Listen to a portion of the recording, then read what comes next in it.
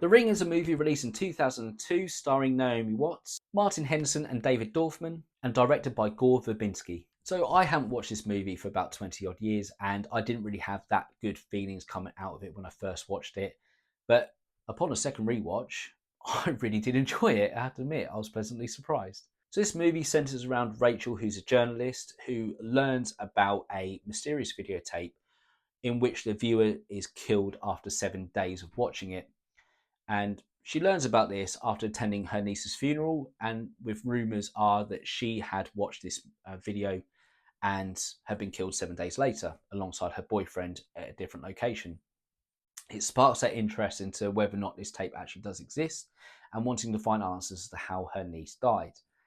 It results in her uncovering this videotape, watching it herself, and then also being subject to the 7 day threat, in which case she's then got a ticking time bomb of, yeah, she's got a deadline to reach before she gets killed. She needs to solve the mystery about where this tape came from and who's killing people, how to stop it before the 7 day deadline.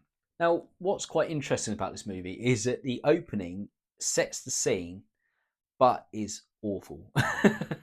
So the opening is essentially it's two young girls that are talking about this videotape, and one girl who essentially, effectively what happens is one girl lies about dying. She pretends to die in front of the other one after telling about this tape, and it turns out she's pretending, she's faking it.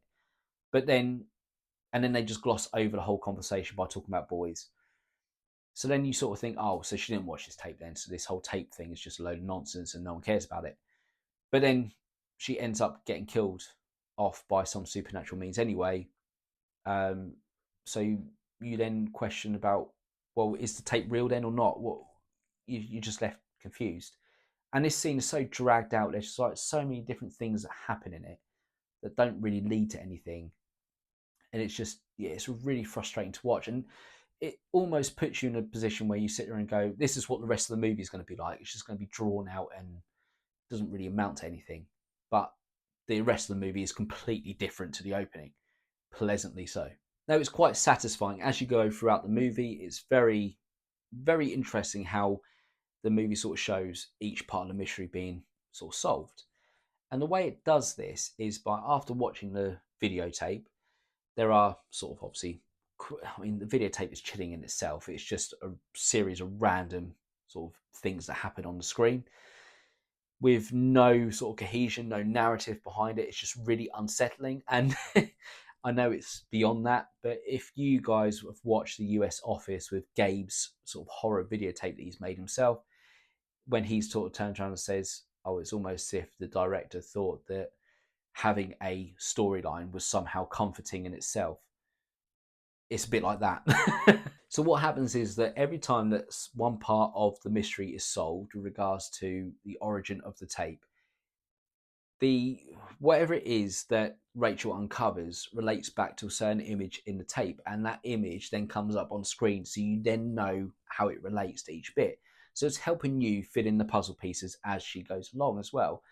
I really like that. I thought that was a very good way of keeping you alongside the thought process of what Rachel was going through. Now, the horror elements in this movie are used very, very sparingly. It's only really the opening scene and then later on towards the end of the movie when they're brought into it.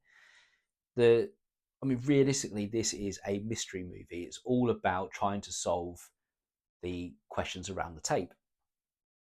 But ordinarily, you criticize a horror movie for doing that, but in this one, it isn't really an issue because the sort of main hook is the mystery and uncovering what what really is going on behind it, what has caused the tape to happen, and who is it that's causing these murders to take place, and how do you stop her? What is the reason for her doing it? I've given it away by saying her, but I'm not going to give anything more than that. And I really do like the ending of this movie because it does seem as though there is a level of compassion with the villain, which is sort of almost helped by Rachel in her efforts to try and help her.